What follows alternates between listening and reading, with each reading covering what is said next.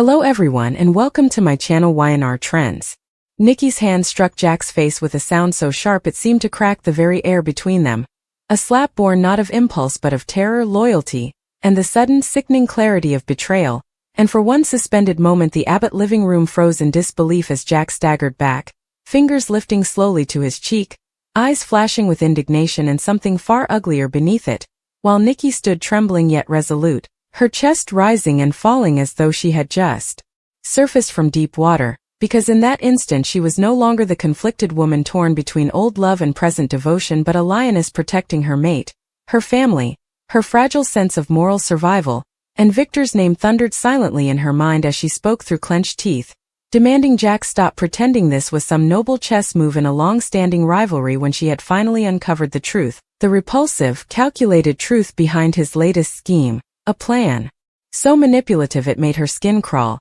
because this wasn't about business or legacy or even revenge, it was about humiliation, about dismantling Victor piece by turning Nikki herself into the weapon, the bait, the final humiliation. And as Jack tried to regain his composure, smoothing his jacket and scoffing with wounded pride, Nikki unleashed everything she had discovered, every whispered conversation overheard, every file she'd seen hidden behind a false ledger, every chilling detail that revealed Jack's intention to lure Victor into a public collapse by staging a scandal that would suggest Nikki's loyalty was wavering, that her sobriety was fragile, that Victor's iron grip on his empire was slipping because the woman at his side could be manipulated. And Nikki's voice shook not from fear but from rage as she accused Jack of planning to leak falsified rehab records, doctored photographs, insinuations that would ignite tabloids and boardrooms alike, all designed to provoke Victor into a reckless counterattack that would land him in legal jeopardy. And Jack's denial came too quickly, too smoothly, his practiced charm cracking just enough for Nikki to see the rot underneath. And that was when she slapped him, not as a reflex but as a declaration, a line drawn in bloodless violence that said she would not be used, she would not be reduced to collateral damage in the endless Newman-Abbott war. And Jack's eyes darkened as he snapped back that Victor had destroyed him just as many times, that this was justice, that Nikki of all people should understand the cost of loving Victor Newman. But Nikki stepped closer, her voice dropping to a lethal calm as she told him that loving Victor meant understanding his darkness and choosing to stand beside him anyway, not because he was flawless but because he fought for his family with a ferocity Jack could never comprehend. And she accused Jack of crossing a line that could never be uncrossed, of weaponizing her past struggles, her illness, her pain. And Jack bristled, his anger flaring as he accused Nikki of hypocrisy, reminding her of nights she'd leaned on him, confided in him, moments when she'd questioned her marriage. But Nikki cut him off with brutal honesty, admitting those doubts existed, that no marriage to Victor Newman was easy, but those doubts were human, not ammunition, and she would not allow Jack to rewrite history to justify his cruelty.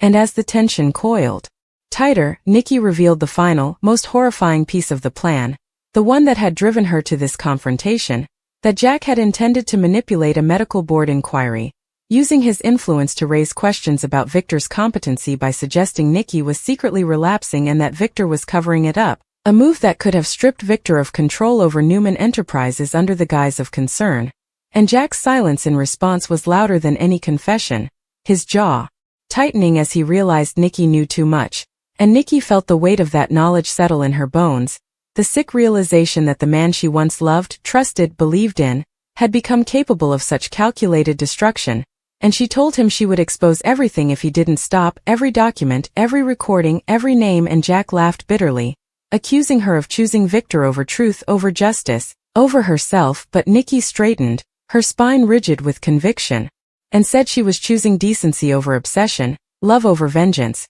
And that was when Jack snarled that Victor would never change, that he would always hurt her, always control her, always win. And Nikki's eyes filled with tears she refused to let fall as she whispered that Victor didn't need to change for her to protect him from a lie this monstrous, because this wasn't about excusing Victor's sins, it was about refusing to commit new ones. And the room seemed to pulse with decades of history, betrayals layered upon betrayals, love twisted into rivalry, as Nikki turned away, her heels echoing with finality, leaving Jack alone with the sting on his cheek and the crushing realization that his plan had not only been uncovered but judged. And as Nikki stepped out into the cold Genoa City air, her breath coming in sharp bursts, she felt the tremor of what she had done ripple through her. Knowing this choice would ignite another war. Knowing Jack would not forgive her, knowing Victor would soon learn how close he'd come to ruin. And yet beneath the fear there was a fierce, unshakable certainty, because for the first time in a long time Nikki Newman had chosen her side without apology,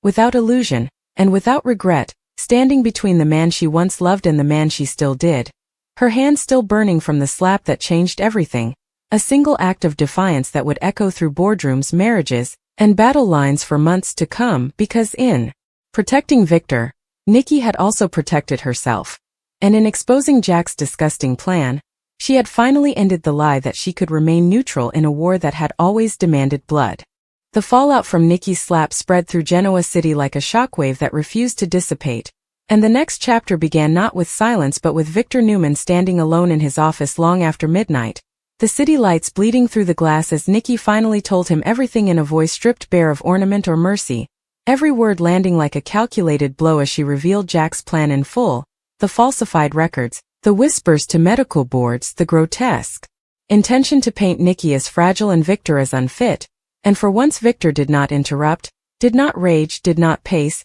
he simply listened with a stillness that was far more dangerous than anger, his jaw tightening with each revelation until Nikki wondered if she had ever truly seen the depths of the man she loved, because when she finished, when the last horrible detail fell between them, Victor did not curse Jack's name but instead asked one quiet question that shattered her. Whether she had been hurt, whether Jack had tried to pull her back into a past she had fought to survive, and Nikki nodded, tears finally spilling as she admitted how close Jack had come to weaponizing her pain, how violated she felt, and Victor crossed the room in 3 strides, pulling her into his arms with a ferocity that was both protection and promise, whispering that no one would ever use her again, not Jack, not the world, not even him. And in that moment Nikki realized this was why she had chosen Victor, not because he was blameless but because when lines were crossed, he never pretended otherwise, and as dawn crept in Victor's mind was already moving 10 steps ahead, calling Michael Baldwin, setting pieces in motion,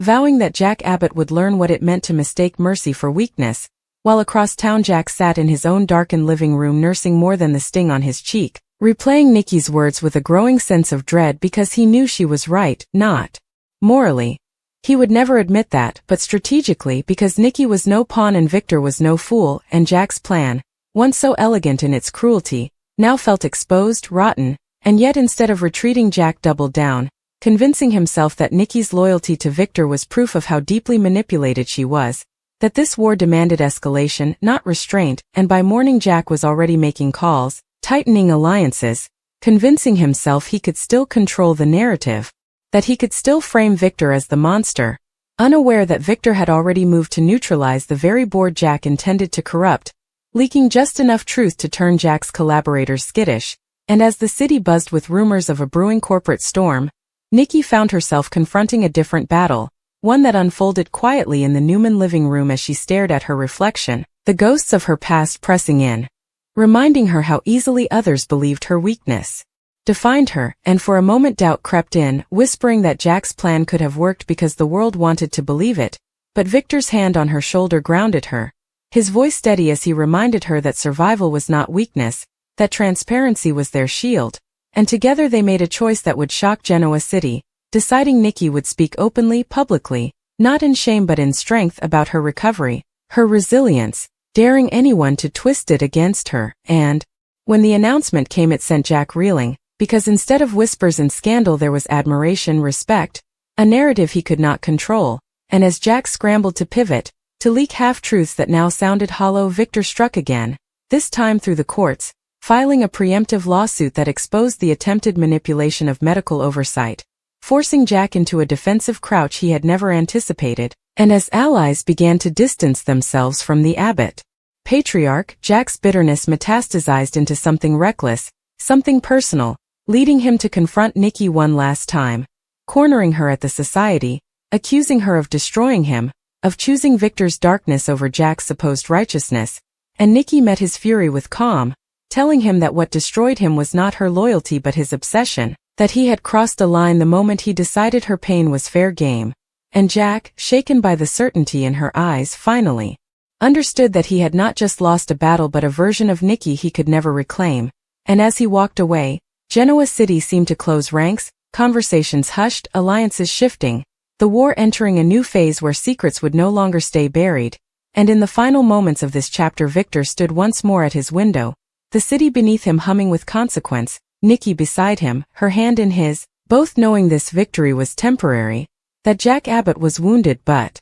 not finished, that retaliation would come, but also knowing that something fundamental had changed, because Nikki Newman had stepped fully into the light, no longer a weakness to be exploited but a force to be reckoned with. And as Victor kissed her forehead and vowed that anyone who came for her would answer to him, the future of Genoa City tilted on that promise, the next storm already gathering, darker, louder, and far more personal than anything that had come before. The next chapter opened with a sense of foreboding that clung to Genoa City like a storm cloud refusing to break, because while Victor and Nikki stood united in the illusion of victory, the ground beneath them was already shifting, and Jack Abbott, humiliated yet unbroken, had retreated into a silence far more dangerous than rage, spending sleepless nights replaying every move, every word Nikki had thrown at him, every smug glance Victor had ever cast across a boardroom table, until obsession sharpened into resolve and he decided that if he could no longer win by exposing Victor's weakness, he would win by turning Victor's greatest strength,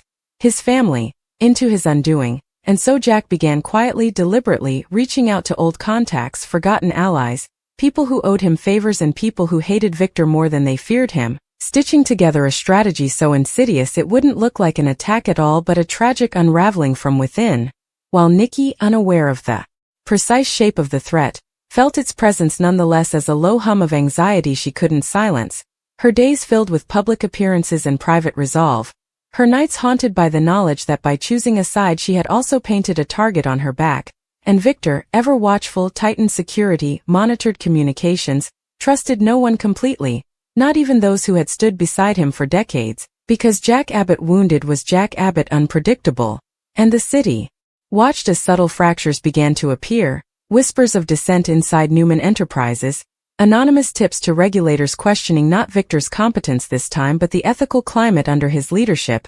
insinuations that Nikki's recent openness was not strength but strategy, a carefully managed performance designed to deflect scrutiny, and Nikki felt the familiar sting of judgment but refused to retreat, standing taller, speaking clearer, daring the world to see her fully and still try to diminish her. Yet the pressure mounted when Victoria began to notice inconsistencies in internal reports, numbers that didn't quite align, projects delayed without explanation, and when she brought them to Victor, his expression darkened, realizing Jack's fingerprints were all over this even if no evidence yet proved it. And then came the first real blow, when a confidential video surfaced online, grainy yet unmistakable, showing Nikki at a charity event weeks earlier appearing disoriented for a brief moment, the clip edited and looped with malicious precision, igniting speculation within hours, and Nikki's heart sank as she watched the narrative twist, commentators dissecting her posture, her speech, her eyes, while Victor raged behind closed doors,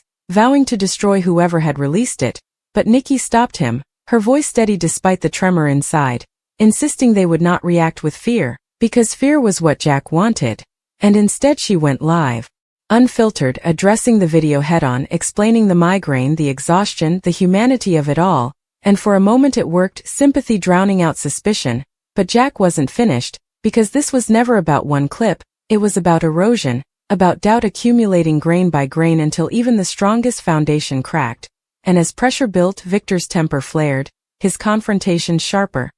his decisions more ruthless, giving Jack exactly the ammunition he needed to paint a portrait of a man spiraling. And Nikki saw it happening, saw the cost of the war manifesting in Victor's eyes, in the way his grip tightened when he thought no one was looking, and she confronted him late one night, demanding he trust her, demanding he not let Jack turn him into the very monster the world expected. And Victor, torn between instinct and love, admitted something he had never said aloud, that the thought of losing her terrified him more than losing his empire, that Jack's attack worked because it targeted the one vulnerability Victor had never been able to armor. And Nikki held his face, reminding him that strength wasn't domination but restraint, that survival sometimes meant refusing to strike back immediately. And while they fought to hold their ground, Jack took his most daring step yet, orchestrating a meeting between Adam Newman and a shadowy consortium eager to exploit any crack in Victor's control, whispering promises of independence, legacy, validation, and Adam listened, conflicted, wounded by a lifetime of conditional acceptance, tempted by the idea of proving himself without his father's shadow. And when Victor discovered the meeting had taken place, the betrayal cut deeper than Jack could have hoped, detonating a confrontation that shook the Newman family to its core. Voices raised, accusations hurled, old scars reopened, Nikki caught between mother and wife, desperately trying to hold the family together as Jack watched from afar, satisfied, but not satiated, because now the war had moved beyond boardrooms and headlines into blood and bonds, and just when it seemed the damage could not deepen, Nikki received an anonymous message, a simple line that made her knees weaken, telling her the next revelation would not be about perception but about truth, and that when it came, Victor would never forgive her. And as Nikki stared at the screen, heart pounding, she realized with chilling clarity that Jack's final move was not to destroy Victor directly but to force Nikki into an impossible choice, one that would pit honesty against loyalty, survival against love. And as thunder rolled over Genoa City that night, lightning splitting the sky, Nikki understood that the slap that had started this war was only the opening strike, and that the next truth to surface would change everything, not just who won or lost, but who they all would be when the dust finally settled.